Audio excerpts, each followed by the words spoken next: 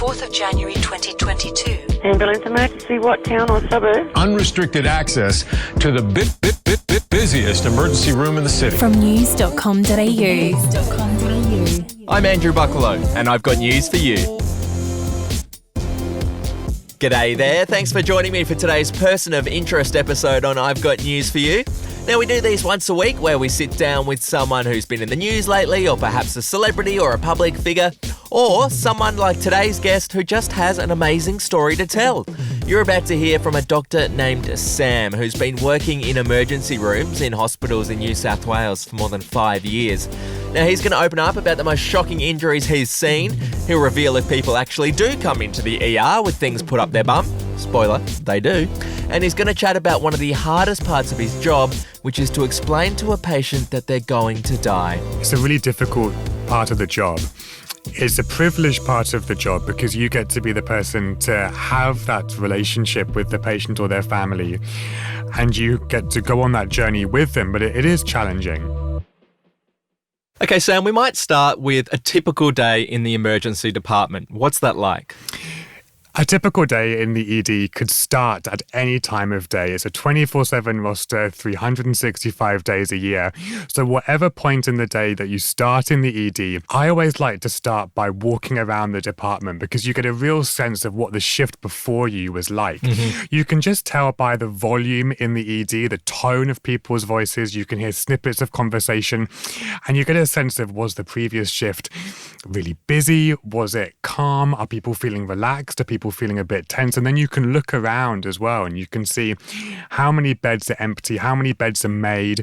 You can see how many people there are waiting in a corridor, waiting to get in. And once you've kind of got a sense of that initial, what's this shift going to be like, you can start to pick up a few of your own patients. So you'll go through the list and you'll pick up a few of your own patients and you'll go and see them, and you'll take a history from them, you'll examine them, you'll order some investigations, and then you'll kind of wait for those to come back.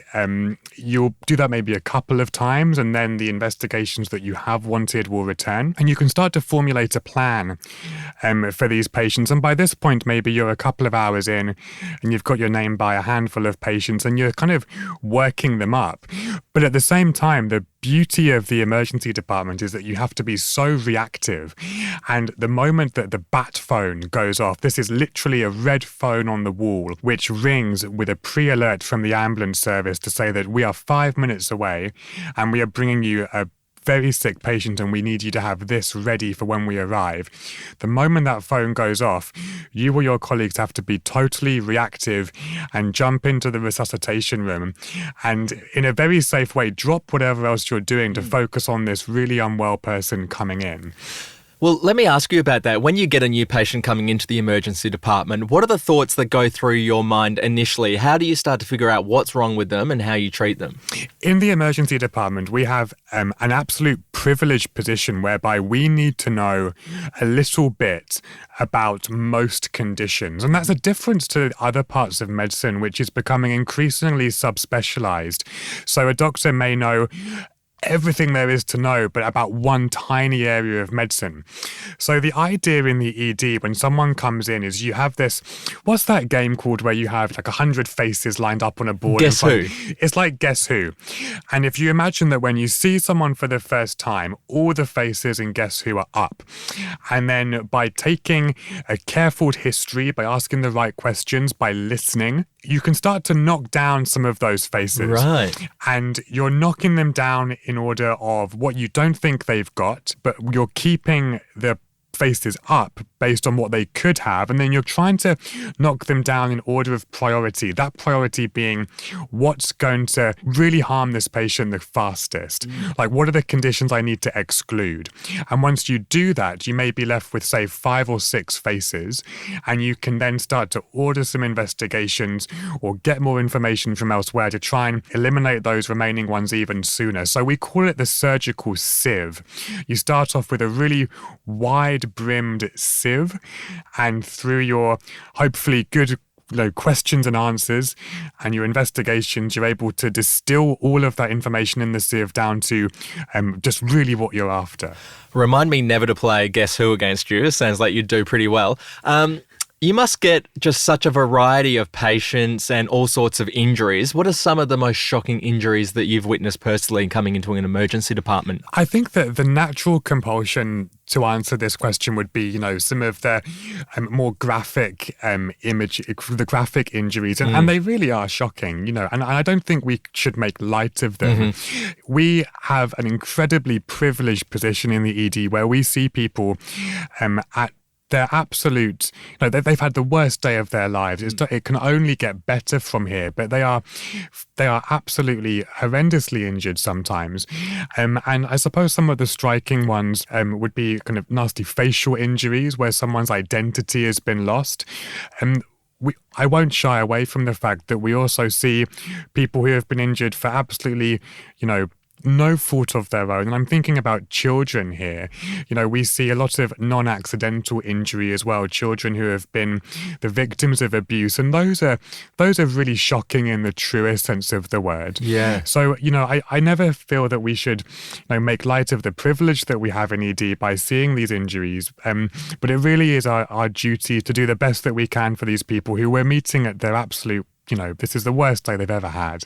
Let's take it away from the serious cases for a second. You always hear these stories about people going into the emergency department because they've got things put up their bum and they don't know how they got there. It was a horrible accident. Oh, of course I wasn't putting it up there. I just happened to get a water bottle there. Does that actually happen? Do people go into emergency departments with things up their bum? Look, you name it and we've probably seen it. Yes. It happens a lot. I mean, it's... For whatever reason, and rather unfortunately, sometimes people can't extract it themselves at home, so they come to the ED. But as with everyone, we just do our best.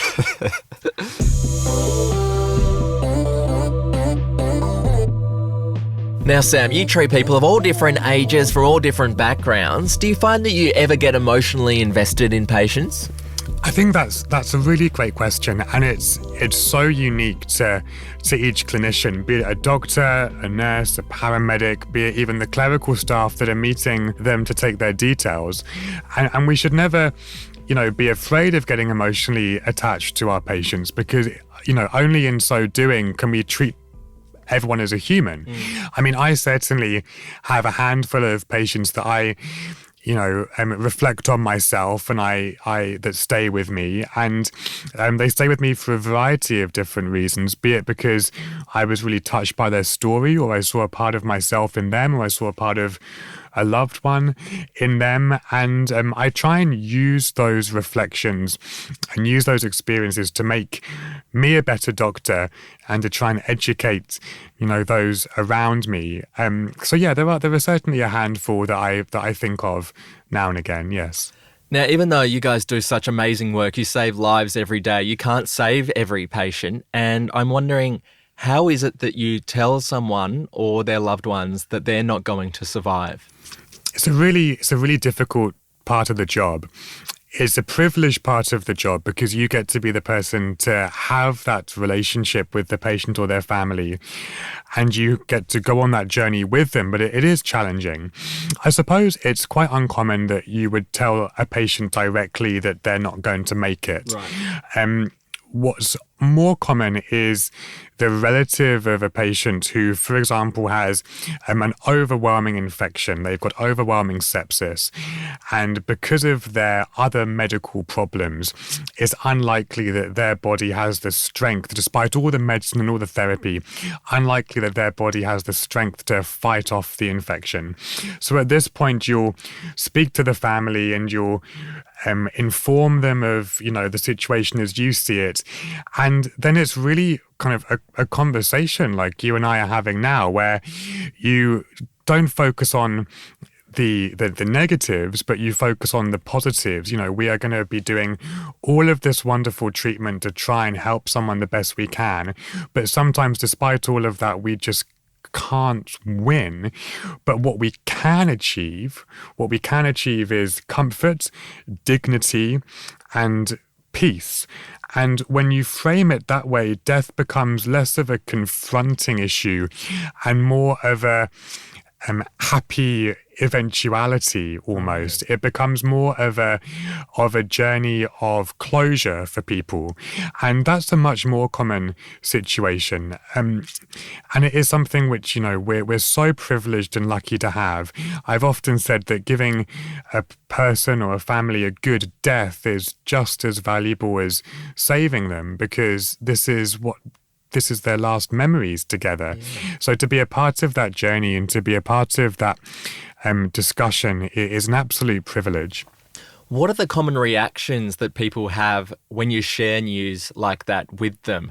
Is it overwhelming sadness? Is it acceptance? How do they react in general? There's a wide spectrum, and sometimes it ranges from complete denial to slow acceptance. Some of the most humbling experiences is when you say that someone's going to die, and that is almost the relief of a family that process has kind of been taken out of their hands. I think families often feel a responsibility to strive on no matter what. But when you have a clinician allowing them the chance to start to grieve for a process that ultimately they know is coming at some point, they often feel a real profound sense of calm and closure. And I found that to be an incredibly humbling experience, because you're almost affording the family that grieving process. And indeed, only a couple of weeks ago, I was on Zoom with someone who I treated their relative years ago. And I don't particularly remember the case, but this individual said that when I expressed that their relative was going to die, and we were going to instead change our focus from one of, antibiotics and dialysis and all of this to really kind of comfort and dignity and calm, the family was so grateful for that. And this individual remembered that conversation and me to such an extent that, they approached me electronically on Zoom to let me know. And, to have that impact on someone and their family is absolutely, such a privilege. And I think a really understated part of what we do in the emergency department. What about you personally? When you lose someone, does it affect you, or do you just have to move on? I think it would be remiss if I didn't say it affected me. We're not dealing with patients and illnesses. We're not dealing with cells and organs. We're dealing with a person, and we're dealing with that person's experiences and their connections. So every time someone dies, it does make me think. It does make me reflect. There are certainly some who have stuck with me more than others, often because of reasons like I've mentioned before, where you are really going on this journey with them, and you're finding peace with them and their family in a way that they just haven't had before. And it's those ones that really make me think and make me feel very, very lucky. And I often leave a shift feeling like I've done a much better job doing that than by doing a fancy procedure or, calculating this fancy equation. To be able to have that emotional journey with someone is really satisfying. You talked about finishing a shift there. What's it like when you leave the emergency room after 12 or 15 hours? Is it hard to switch off? So I just totally do something totally different. So I've got the benefit of driving for about 45 minutes to and from work. And honestly, that drive is tremendous. I listen to not to mention a rival podcast, but I listen to Race Chaser, which is a RuPaul Drag Race podcast. And as you can imagine, totally different from the 10 hours which have preceded. And it's a wonderful time just to think about something completely different. And I find that when I get out of the car, I'm often talking more about the week's episode of Drag Race than I am about work. You've spent 5, almost 6 years in emergency rooms around Australia. What have you learnt about humans in that time?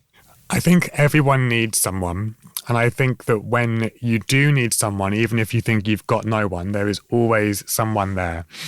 Whenever you feel totally helpless or alone or isolated, there will always be someone that can hold your hand, that can be a shoulder to laugh on or to cry on.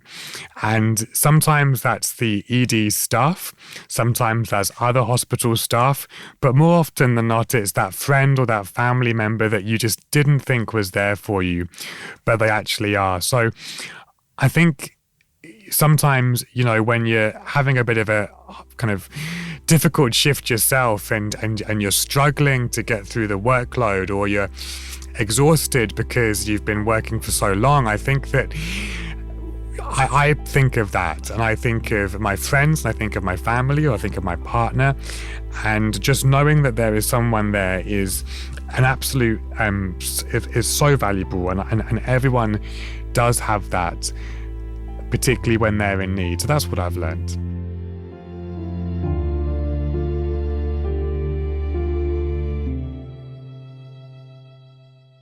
Okay, so we like to end these Person of Interest episodes by asking our guests the same final 5 questions each week. Sam, the first one, what's something that not many people know about you? Well, I mean, I'm a 6'2", lanky, long-haired ex-emo, and you'd be forgiven for not realising that I am distantly related through marriage to once UK star of the rugby scene, Johnny Wilkinson. Oh, wow. He sadly didn't have the privilege of inheriting my physique, but but yes, through many marriages, I am related to Johnny Wilkinson. Have you ever met him? No, I don't think he knows that I exist. Well, that's a shame. We'll see if we can change that. The next question, what profession other than your own would you like to attempt? Well, I mean, I think hosting a podcast is looks like tremendous fun. It's not as easy as it looks, I'll tell you that. But beyond that, look, I mean, I think being a travel writer just for the free trips would be tremendous. I love the idea of being a pilot, but that is probably for the free trips. I mean, you're getting a theme here, aren't you? Yeah. You just want a free trip. Just anything free. Okay. You can take this pen. Who's someone that you'd love to meet and why? So I have thought about this one before, and I would absolutely love to meet the British comedy writer and director and producer Armando Iannucci. I'm not familiar with him. So he's written comedies like The Thick of It, or he has helped to write Veep in the US.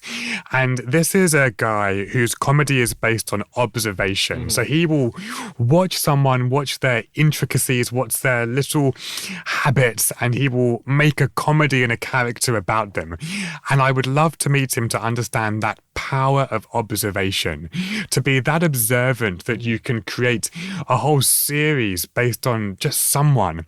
I would be fascinated, and I think it would really help in the ED. Oh, interesting. What about your favourite film of all time? What is it?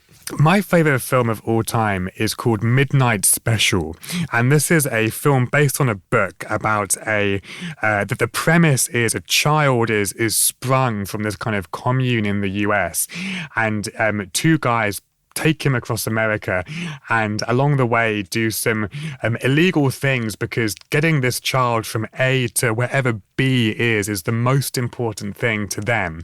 And it's only at the very end that you understand why this child needs to go to where he needs to go. And I loved this film, and I raved about it to all of my friends, and I showed them it at a film night one night, and they absolutely hated it. Oh, no! I know. And we haven't done film night again, but I think it's wonderful. And finally, what is the best piece of advice that you've ever been given? The best piece of advice I've ever been given is the following phrase: there's always a million reasons not to do something. And I think that when there's times that I've found, be it personally or professionally, that I just don't want to do this, or I don't need to, or I shouldn't, or what difference would it make? I think of that phrase, and you will always find reasons to not do something.